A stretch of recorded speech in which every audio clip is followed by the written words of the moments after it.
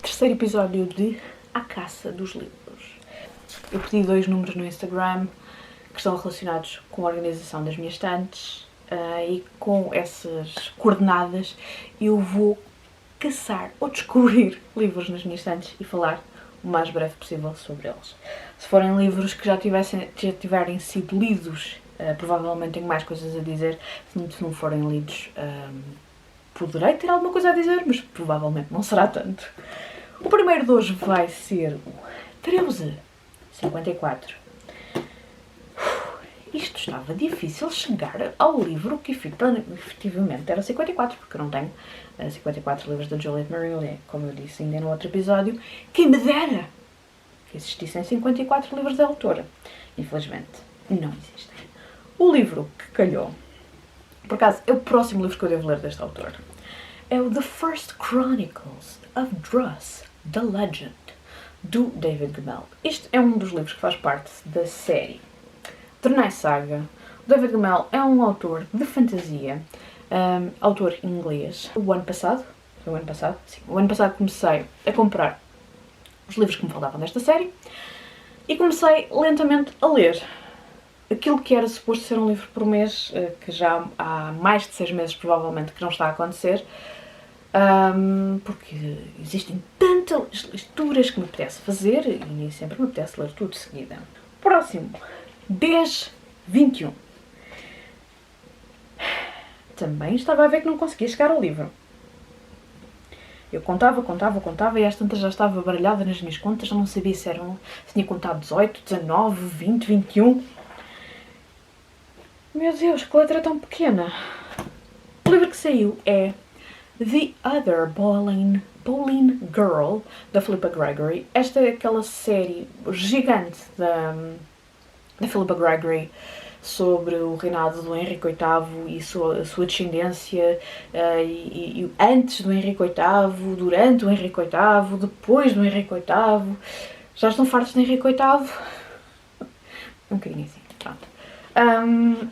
Esta série também foi daquelas séries que eu fui comprar vários livros, porque eu queria ler isto, eu queria ler isto tudo, mas selecionei os livros e não tenho todos.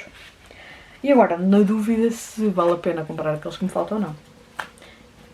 No entanto, quantos é que eu já li desta série? Li um. Se gostei, gostei. Porquê é que não leio mais? Não faço a mínima ideia. Mas, por acaso, este... Olhem para o tamanho disto. Isto deve ser para aí tamanho 6.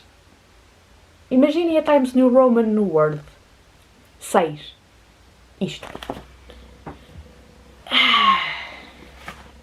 Eu acho que isto nem de lupa. 7,30. E sempre que vai calhar aqui nestes livros do Brandon Sanderson, que atrás tem o George R.R. Martin, não são assim tantos livros quanto esse, portanto acabo sempre por passar para Robert Jordan e para os livros da The Wheel of Time.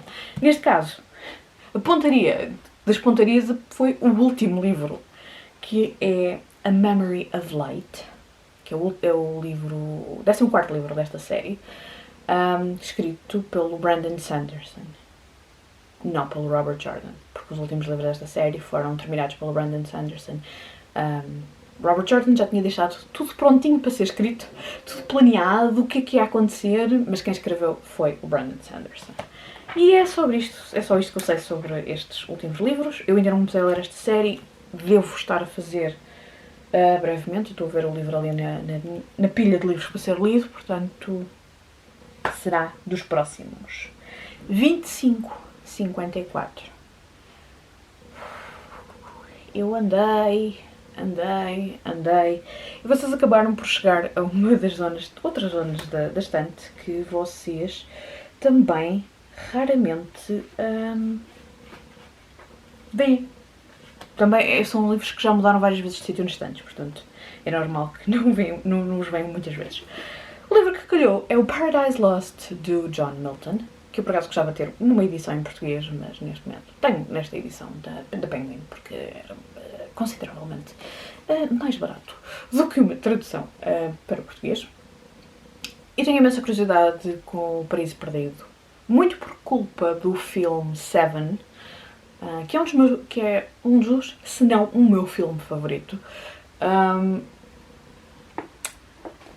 E é impossível navegar de certos tipos de livros, certo tipo de textos, sem haver referências ao Paraíso Perdido.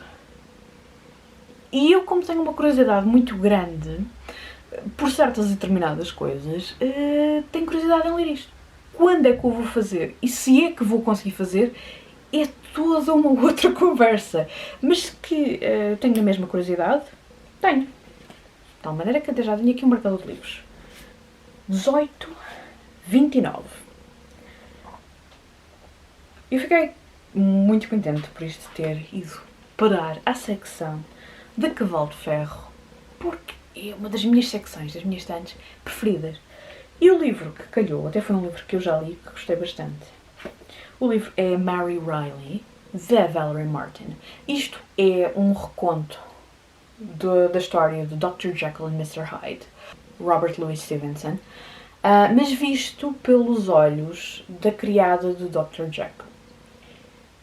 E existe, como vocês estão a reconhecer os atores, espero eu, existe uma adaptação para cinema que eu vi há muito tempo e que, quando vi este livro, fiz a ligação entre as duas coisas e depois quis ler o livro e gostei imenso de ler o livro. Não quer dizer que vá mais longe do que a versão do Dr. Jekyll and Mr. Hyde, mas é uma maneira muito interessante de olhar para uma história tão conhecida ou não. Se calhar não pode não ser assim tão conhecida quanto isso. Depois de seguida, 26-58.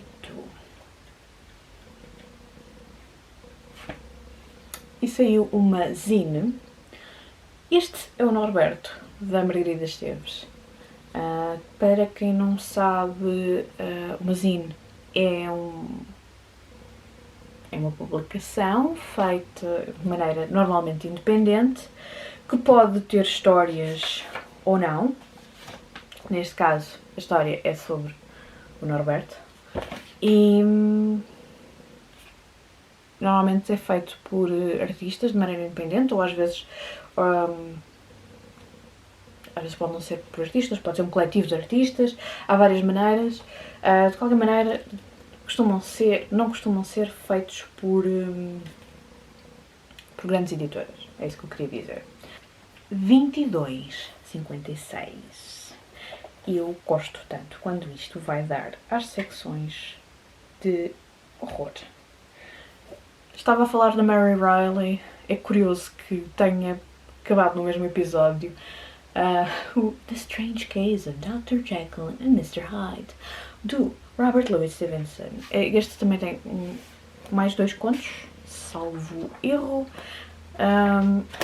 Eu gostei imenso de conhecer o Dr. Jekyll and Mr. Hyde.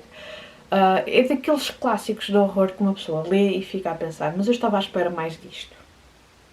Porque já vi, uma pessoa vê tantas adaptações em que aparecem várias reinterpretações do Dr. Jekyll and Mr. Hyde, que a pessoa espera que a personagem inicial fosse uma coisa assim muito...